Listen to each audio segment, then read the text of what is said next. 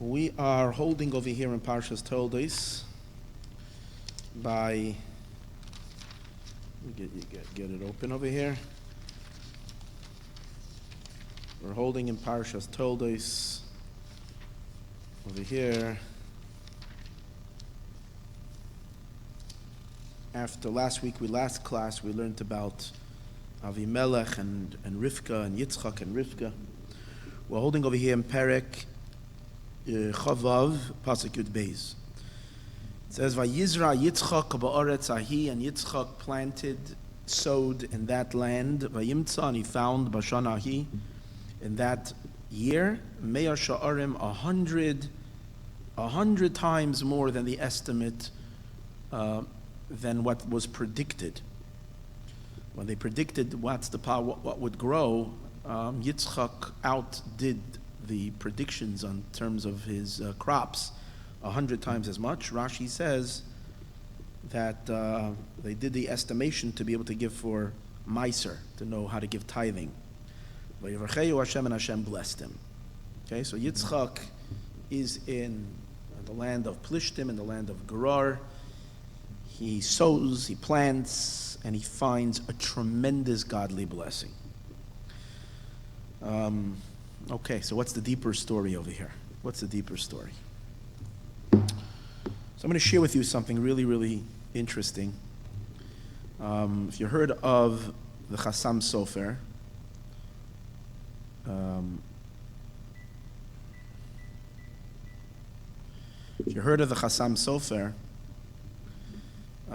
Chassam Sofer is a great Ramosha Sofer, a great scholar. And he's mainly, he was a great Paisek, a Talmudist, but he's fantastic in the world of Drush, in the world of Medrash, and explaining things in that realm of Drush. But what I find in the Chassam Sofer is that he is not just an expert in the world of Drush, but phenomenal in the combination of Pshat, Remez. Remez is usually Gematria, hinting, Drush, and Sod, and secret. And in this class is where you can see the incredible combination and the deeper meaning that's happening over here. What's Yitzchak's intention in this pasuk, as it says that Yitzchak plants? Now, what I'm going to say today is totally not in the pshat of the pasuk, but as we learned, Torah could be explained on various different levels. So what's the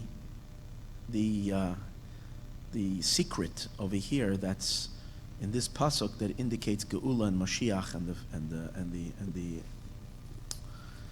So we know that the work that we, the Jewish people, need to do is, in order to come to Geula, in order to come to the redemption. We learned about this last week, and in the last Moshiach class, and so many other times, but particularly as it regards to Yitzchak. Yitzchak means laughter. And the laughter that Yitzchak, it's the laughter of the future. But the laughter of Yitzchak is produced as a result of our dealing with darkness. That's the idea. Tzchak asa li Elohim. This is the theme of last Mashiach Matters class. From what the Alter Rebbe says, Rav Shneur Zalman of Liadi in Torah Oyer, that Yitzchak metzachek is Rivka, that Yitzchak's main laughter comes from Rivka, which means the animal soul, and the name of Elokim, which is the name that creates concealment and darkness, and the way we deal with the unholy.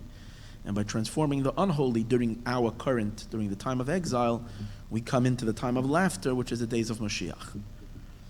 And that's the laughter of the future.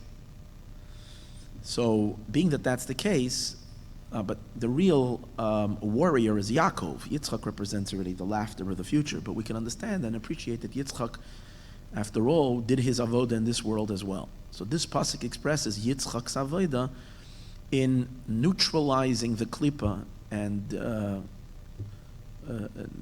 fixing, first destroying and fixing the unholy, and as a result of that, bringing a dira b'tachtonim, bringing down God's manifest revelation in this world. And that was his avodah, in the planting of, how do we find that in this pasuk? So he says like this.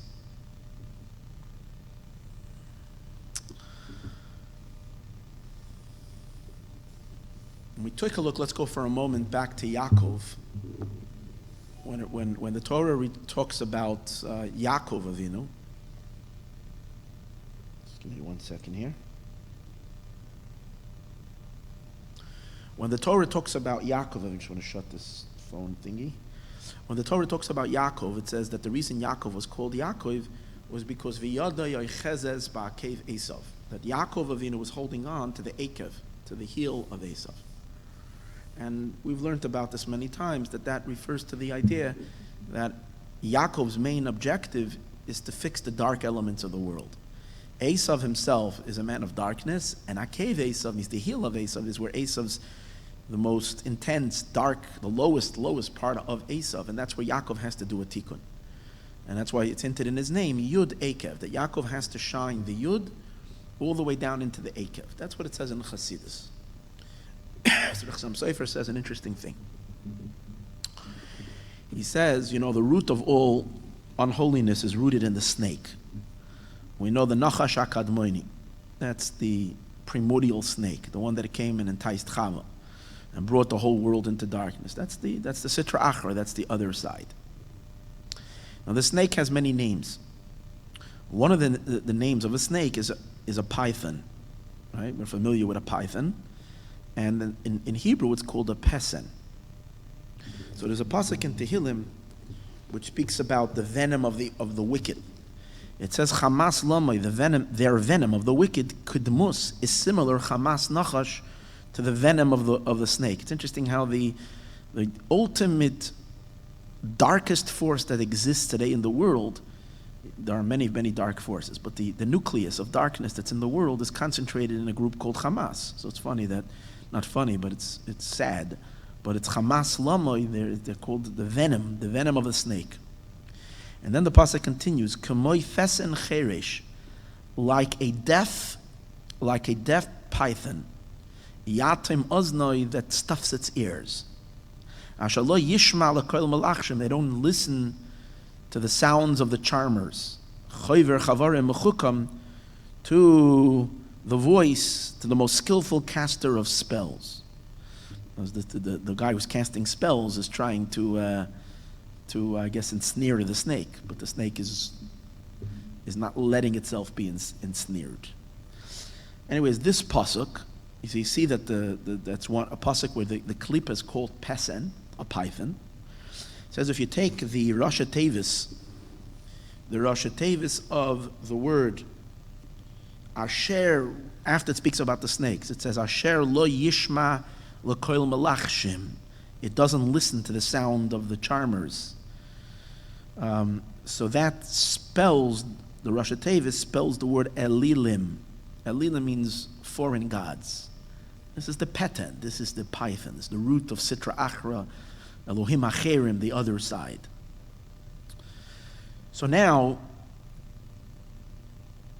when Yaakov is confronting Esav and is here to deal with the darkness of the world, obviously it's to fix this nachash, to fix this snake who's sometimes called pesen.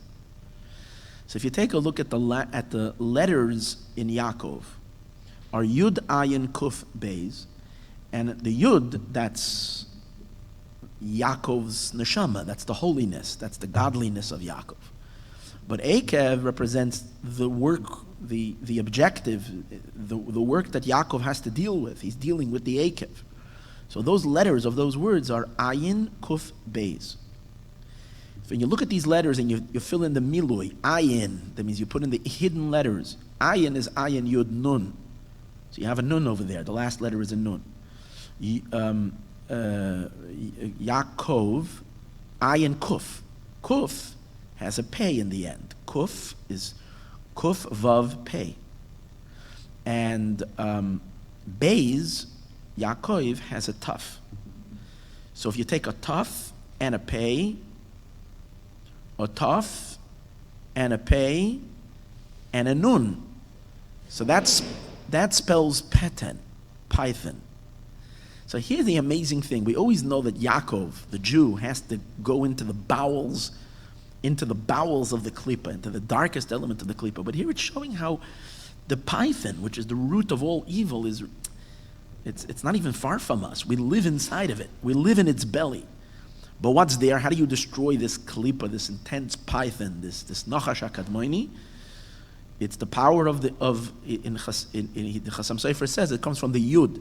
The yud represents godly. It's when we introduce the godly through Torah and mitzvahs and the like, it dissipates. The snake is destroyed. And in Kabbalistic terminology, the Chassam Sofer doesn't say this, but we know the Kabbalistic terminology, we know that yud is chachma. And we know what it says in the Zohar, but chachma is biridu. That all birurim, all refinements, and all rectifications come through chachma. So that's the secret of the word Yaakov.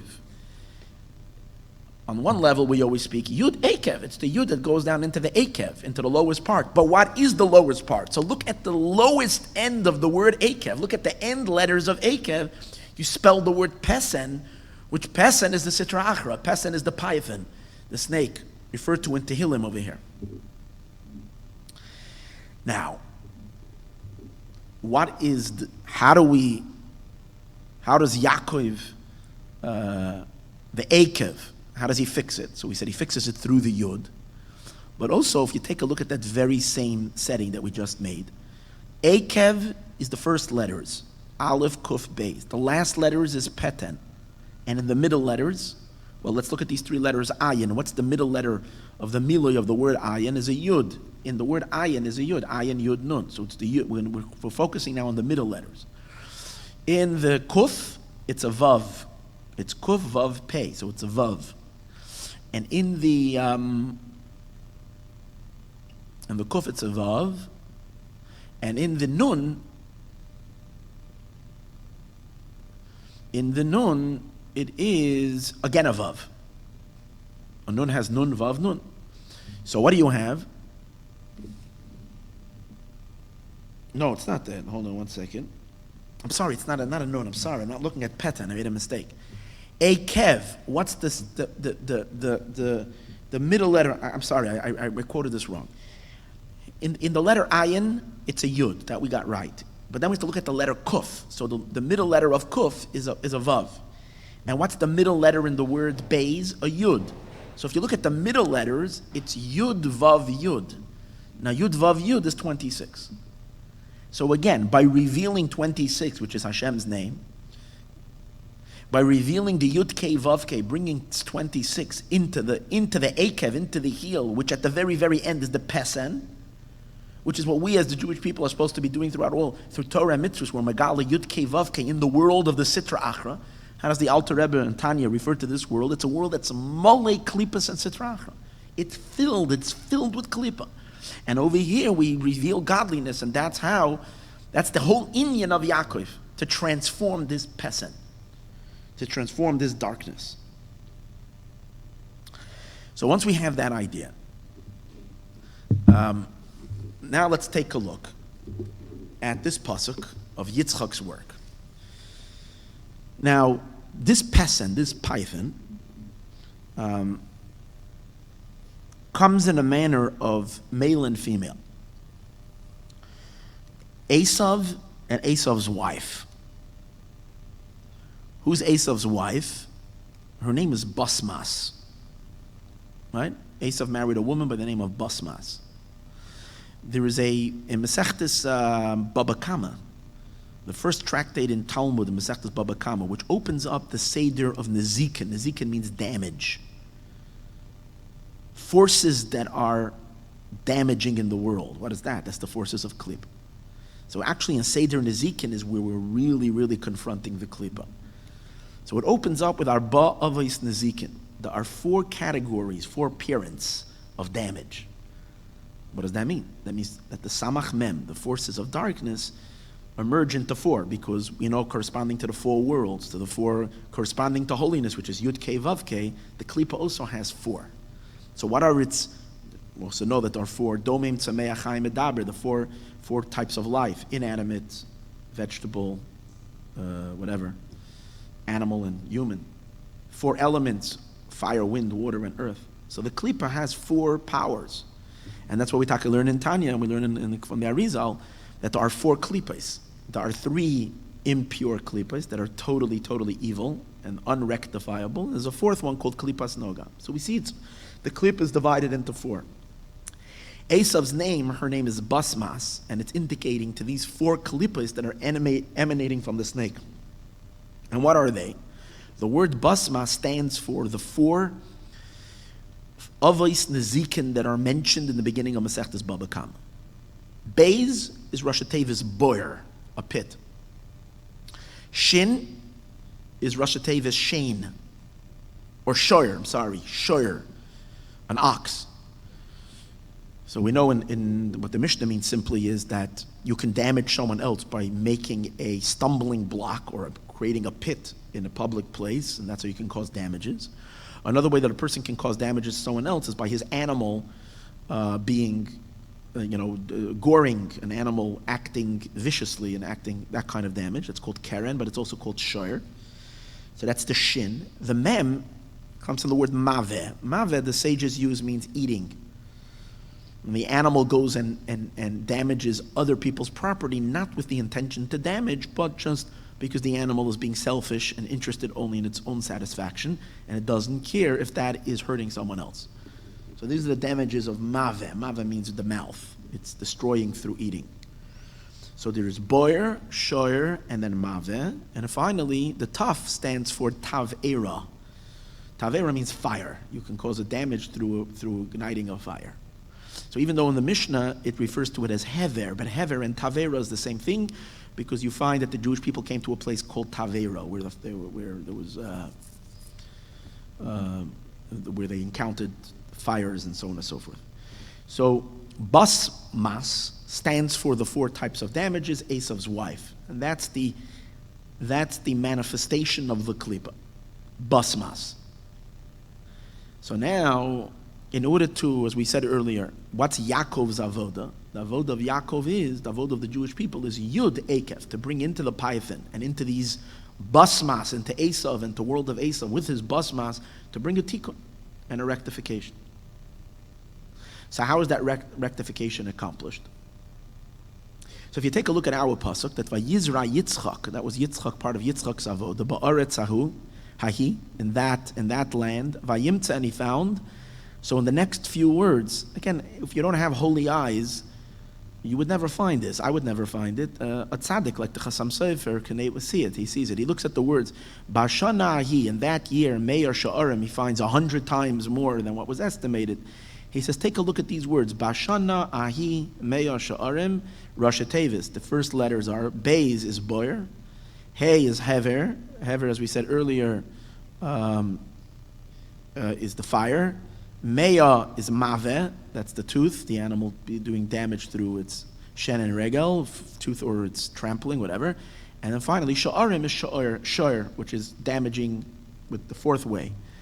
And which indicate, again, these are not just these small little things. These are huge, powerful forces that cause all damage that there is in the world, all negativity. So Yitzchak is planting Vayimtza, and he finds and he's countering these four forces. Now, how does he do that? But what is the idea? So Rashi says it's by giving meiser. He tithed. He did the mitzvah. Yitzchak was the one who did the mitzvah of tithing. So what's the idea of tithing? The idea of tithing is that you're elevating. You know, it's a form of elevating. You're elevating the world to godliness. And what's the real tithing? Really, tithing is when you're giving a meiser, it's really 1 out of 100. Why is it 1 out of 100? Because the way meiser works is you give to the Levi a tenth of your crop has to be given. A Jew has to give a tenth of their crop to the Levium, to the Levites. The Levi has to give to the Kohen a tenth of what you gave him. Comes out that what's ending up going to the Kohen, which means going all the way to the top. This is in addition to what every person has to give directly to the Kohen. But after one gives to the Levi has to pass on a tenth of what he got to the Kohen. Comes out that the Kohen is getting 1% from the Jew's initial crop is ending up by the Kohen. So this is called 1 out of 100. That's the way. So therefore, it's indicative to the letter Yud, which the letter Yud represents this 1 out of 100. And this is where this is being elevated to the highest place. Now, what happens with the 90% is like this. Number one, the inner nakuda, the inner point of the nitzutz, of the holy spark, the inner point, the 1 out of 100, rises to the Kohen, which the Chazam Sofer says is symbolic to the highest godly world. The 10 of it that goes by the Levi remains in the middle realm, and 90% remains down here in the physical world. But when we say it remains over here, being that it lifted its 1 out of 100 all the way up to the top, it now becomes a keli for the revelation of godliness all the way down here in this physical world. So this process of birurim, of elevating, and so on and so forth, does a tikkun in the world that's full of klipa. So Vayizra Yitzchak ba'aretz who Yitzchak planted. Vayimtza, and he finds Bashana Ahim through giving his meiser. He counters the Beis Hey Mei Shin, Mem and Shin. That is the sources for root klipas. And what happens immediately after that? Amazing. Vayevarchehu Hashem, and Hashem blesses him. What does that mean? It says that in the Gemara, it says in Masechta Sanhedrin that the world, it is sufficient for the world to be mishtamish, to connect to the first 2 letters of God's name, the Yud K, but not the Vav K. We know that as long as Klippa is in the world, there is a certain disconnect between the Yud K and the Vav K, between the 4 letters of God's name. That means that the Yud Hey does not translate further down into the Vav K, and that's why in the lower realms of creation there is Klippa and darkness and suffering and all that. There is a certain separation between the Yud K and the Vav K. But when Moshiach will come, when we finish all of our work, then the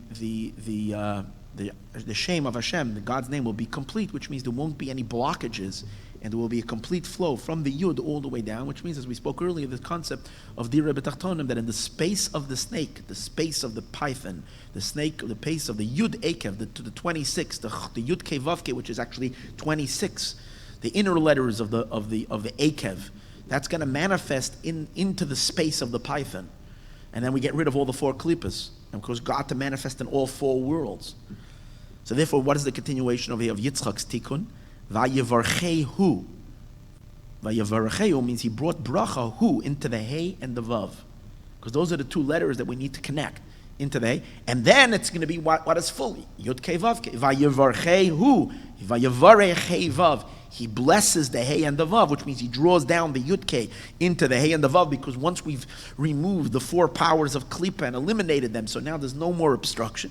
So the hey and the vav now are aligned up, and what do you have? Yud Kei Vav Kei, the full manifestation of the Yud Kei Vav Kei. And this is all accomplished through Yitzchak's meiser. When Yitzchak tithed, and he elevated, and through our meiser, through our acts of mitzvahs, goodness, of kindness, and mitzvah, tzedakah, and the like that we do, we accomplish this tikkun. So then, he says, this will also explain an interesting thing. Esav, we find the idea of meiser, of tithing, by Esav as well. It says one of the ways that Esav tricked his father, that Esav was disloyal to his father, was that he kind of tried to pretend to his father that he was a tzaddik. It says that he would ask his father, how do we tithe the teven, the straw, and the melach? Melach and teven. Melach is salt, and teven is straw. How do you tithe it? That was his question, which is a strange thing. Why is he dafka asking on the teven? It's an amazing thing. Teven, straw, is klippa. Esav's world is the world of klippa. So teven, straw, that's the chitzonius, that's the external, that's the shell of the wheat. That's the straw, that's the teven. The melech, he says, is also a form of klippa, salt. But it's an interesting thing. There's a difference between the 2. Teven represents the 3 impure klippas that are not redeemable. They're just the plain chaff. There's nothing else but the chaff. But then melach is like indicative of the 4th klippa, the klippas noiga, which could be elevated and could be rectified. That's where we find that salt has two functions. You can salt something and it can destroy. Salting something can destroy. It's so intense it can destroy. But at the same time, salt acts as a preservative. It depends how the salt is used. He says if you take these two words, melach and teven, together, the gematria, melach and teven together is the exact same gematria as pesen. What was the pesen? Pesen is the python. That means that the klipa, the python, the nachash hakadmoni manifests on these two levels. The more elevatable side is called the melach, the salt. And the reason it's elevatable is because when you take the word melach, salt, and you change the letters, you get the word lechem. Because you can change the melach into lechem. What's the gematria of lechem? Lechem is 78. But he said, some Sefer says, we know that that's if you count the mem just as 40. But this mem is not a regular mem. This mem is a mem sofit. It's an end mem. Or as he called sometimes a shloss mem. And we know that sometimes in gematria, the end letters are because it's interesting that in gematria you only have till 400. Taf is 400. How do you have 500? So it says like this, chaf, the end chaf is 500. The end nun is 600. The end mem is 500. The end nun is 600. And the end pay is 700. I'm missing something. Mem, nun, chaf, mem. Al kapanim, right now I don't have it right now in front of me, but but mem is 600. In that case, the word lechem is 638. So what's the significance of 638? It's the gematria of Avram, Yitzchak, and Yaakov together, which is obviously the entire structure of holiness. That means from the klipa, from the melach, we can convert it to 638, to lechem. But that's only the melach. The teven is not, the sholish klipas atmeis is not elevatable. But if you take these two words together, melach and teven, and you do the gematria of both of them, you get the exact gematria of pesen, which is 400 and, let me see, pesen is, tough pay is 480 plus 530. So lechem and melach is 530.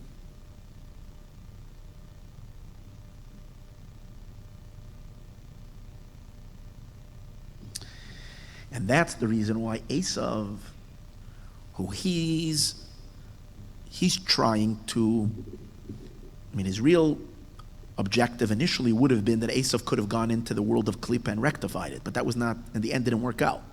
So Esav is trying the opposite. He's trying to drag holiness into the Klippa. So he's asking, Ech Maisrin, how do you tithe? Which means how do you bring the Yud and connect it to the Teven and the Melach, but not in a way of rectification. Quite on the contrary, that the Teven and the Melach, the straw and the salt, will swallow the Yud. In other words, and then it become intensified. That was Esav's objective. Our avoda is the opposite, to take out and to make the Teven and the Melach be bottled to Kedusha. And as we said earlier, to be nullified to Kedusha, surrendered to Kedusha. But this is this inyan. So this is all the rectification of the python. And Yitzchak was able to accomplish that. And it's effects of the four different manifestations of that inyan. In any case, may we merits already to see, since we've already rectified Esav, and hopefully Basmas as well, and all the four Aves and Azikin were already fixed, where we already merit to see the full Vayirvarcheyu Hashem, that the Hey and the Vav should be blessed with the Yud-K, and it should be altogether a full manifestation of Yud-K Vav-K ba'olam hazeh hagashmi in this physical world. B'ez Hashem, stay tuned. Next week, Thursday, we continue.